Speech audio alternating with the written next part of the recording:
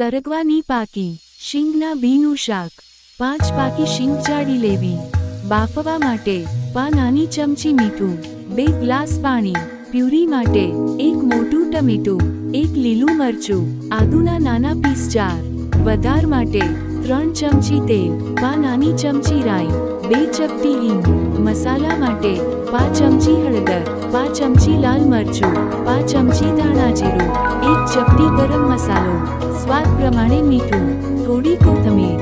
શીંગને ધોઈ લો, તેના ટુકડા કરી લો. ટુકડા કરતી વખતે ધ્યાન રાખવું કે શીંગની વચ્ચે ખાડાવાળો ભાગ હોય ત્યાંથી કાપવી. બી વાળો ભાગ ઉપસેલો હોય ત્યાંથી નહીતર શીંગ ફોલતી વખતે બી આખો નહીં નીકળે.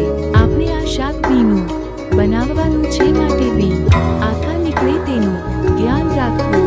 હવે કુકરમાં પાણી અને મીઠું ઉમેરી 3 થી 4 સીટી વગાડી ઠંડુ પડે એટલે શીંગને નિતારી તેના બી છૂટા પાડીએ પ્લેટમાં કાઢી લો. મિક્સીમાં ટામેટા, મરચાં, આદુની પ્યુરી કરી લો.